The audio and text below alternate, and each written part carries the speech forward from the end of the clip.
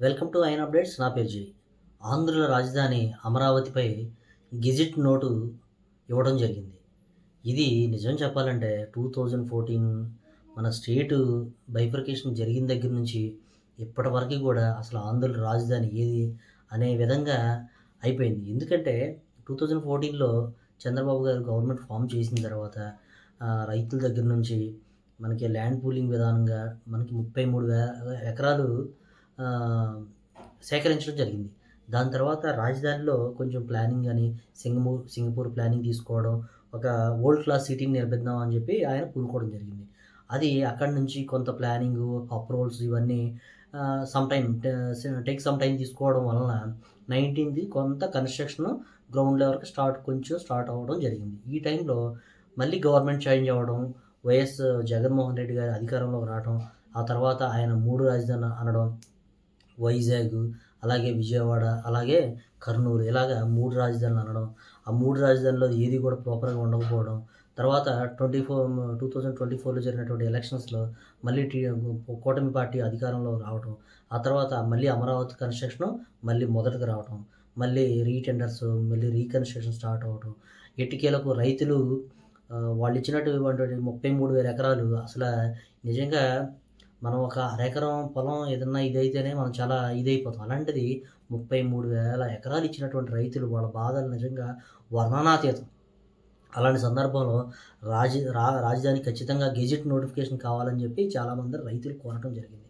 అలాగే ఇట్లాంటి సందర్భంలో చంద్రబాబు గారు గాని, పవన్ కళ్యాణ్ గారు గాని, అలాగే కూటమి నేతలు గాని ఎట్టికేలకు రాజధానికి అనేది ఒక చట్టబద్ధత కల్పించడం జరిగింది.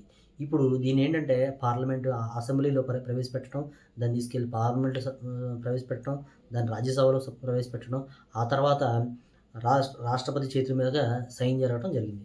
ఎట్టికేలకు గెజిట్ నోటిఫికేషన్ అయితే జరిగింది. ఇప్పుడు దీన్ని కదపాలన్నా, ఏదన్నా ఇది చేయాలన్నా, ఇప్పుడు రీసెంట్‌గా మళ్ళీ జగన్మోహన్ రెడ్డి గారు అదే రోజు గెజిట్ నోటిఫికేషన్ ఏదైతే రోజు వస్తదో, అదే రోజు మళ్ళీ ప్రెస్ మీట్ పెట్టి మావిగన్ అని చెప్పి కొత్త రాజధానిని ఆయన క్రియేట్ చేయబోయాడు. ఎందుకంటే మావిగన్ అంటే మచిలీపట్నం, గుంటూరు, విజయవాడ తీసుకొని మళ్ళీ దీన్ని కొత్త రాజధాని చేయొచ్చు కదా అని చెప్పి చెప్పడం జరిగింది. ప్రీవియస్ జరిగిన 3 రాజధానులు పోయింది. ఇప్పుడు కొత్తగా మావిగన్ అనే కొత్త పేరు పెట్టడం జరిగింది. ఇవన్నీ నడుమ ఏంటంటే రాజధానిలో ఉన్నటువంటి 33,000 ఎకరాలు ఇచ్చినటువంటి రైతులకి ఏమనిపిస్తుంది అంటే బయట నుంచి చూసే మనకే ఏంటి ఇలా ఇన్నిసార్లు రాజధాని మారుతుంది, అసలు దీనికి ఆంధ్రాకి రాజధాని ఉందా లేదా అని మనమే ఇంత టెన్షన్ పడుతుంటే 33,000 ఎకరాలు ఇచ్చినటువంటి రైతులకి వాళ్ళ బాధ నిజంగా వర్ణనాతీతం. ఇలాంటి సమయంలో రాజధాని గెజిట్ నోట్ రావడం అనేది మంచి హర్షించనీయమైనటువంటి విషయం. ఎందుకంటే ఇప్పటికి ఆల్రెడీ కొన్ని ఎమ్మెల్యే టవర్స్ కానీ, ఎమ్మెల్సీ, అలాగే గ్రూప్ డి, అలాగే మన హైకోర్ట్ జడ్జెస్ బంగ్లాస్ కానీ ఇలా కొంత వర్క్ కన్‌స్ట్రక్షన్ కొంచెం స్పీడప్ అయినట్టేనే అనిపిస్తుంది. ఎందుకంటే ఈ వచ్చే అక్టోబర్ దగ్గర నుంచి ఇనాగ్రేషన్ చేయడం అనేది స్టార్ట్ అవుతది అని చెప్పి చెప్పడం జరుగుతుంది. అది 1 మంతో లేట్ అవ్వచ్చు, ఒక 2 మంత్స్ అటు ఇటు అవ్వచ్చు. కానీ ఖచ్చితంగా 27th నుంచి అయితే మనకి బెస్ట్ రిజల్ట్ అయితే చూస్తాం.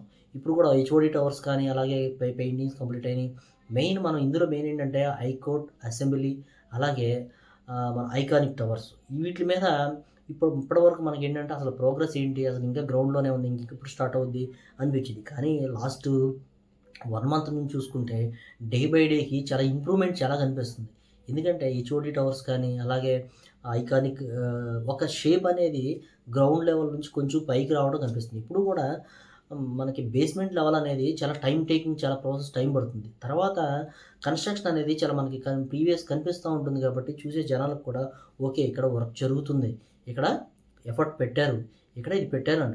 ఏదైనా మాకు ఇల్లు కట్టుకోవాలనుకుంటేనే మినిమమ్ 1 ఇయర్ టైం పడుతుంది. అలాంటిది 33,000 ఎకరాల్లో రాజధాని నిర్మించడం అంటే నార్మల్ విషయం కాదు. కానీ చాలామంది చెప్పేదేంటంటే ఏమి లేదు, ఏం చేయలేరు. నిజంగా మన అదృష్టం ఏంటంటే చాలా స్టేట్స్‌లో ఉన్నవాళ్ళు చంద్రబాబు గారు ఏపీకి ఉండటం చాలా అదృష్టం అని చెప్పి అంటారు. నిజంగా ఆయన అడ్మినిస్ట్రేషన్ చూస్తుంటే ఫిదా అయిపోతాం. నిజంగా చదువుకున్నోళ్ళకి అడ్మినిస్ట్రేషన్ గురించి గానీ, ఎకానమీ గురించి గానీ తెలిసిన వాళ్ళు అలా మాట్లాడరు. బట్ ఏంటంటే తెలిసిన వాళ్ళు కూడా ఈ మధ్య సోషల్ మీడియాలో చాలా విధంగా ట్రోల్స్ చేయడం, చంద్రబాబు గారిని హీనంగా మాట్లాడడం, ఈయన చేయలేడు అనడం ఇలాంటి మాటలు చాలా బాధ కనిపిస్తాయి. ఎందుకంటే అతను ఒక అడ్మినిస్ట్రేటర్. అతను ఒక ఎకనామిక్ స్టూడెంట్.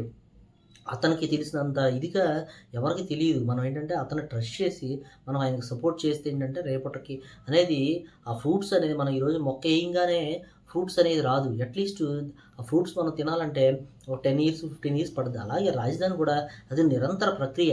మినిమమ్ అట్‌లీస్ట్ ఒక 10, 15 ఇయర్స్ కన్సిస్టెంట్‌గా వర్క్ జరిగితే మాత్రమే మనకది కనిపిస్తది. ఇప్పుడు కూడా మనకి చూసుకుంటే అమృత యూనివర్సిటీ వచ్చింది, విట్ వచ్చింది, అలాగే ఎక్స్ఎల్ఆర్ వచ్చింది, ఇప్పుడు బిట్స్ పిలానీ వస్తుంది. ఇలాగా వరల్డ్ క్లాస్ యూనివర్సిటీస్ కూడా వస్తున్నాయి. ఇక్కడ జనాలకు అర్థమైందేంటంటే, గ్రౌండ్‌లో ఏదైతే కంప్లీట్ అయిందో దాన్నే చూస్తుంది. కానీ ఏమేమి వస్తున్నాయి అవి అవి టైమ్ టేకింగ్ ప్రాసెస్. వెంటనే అయిపోవాలంటే ఎలా అవుద్ది?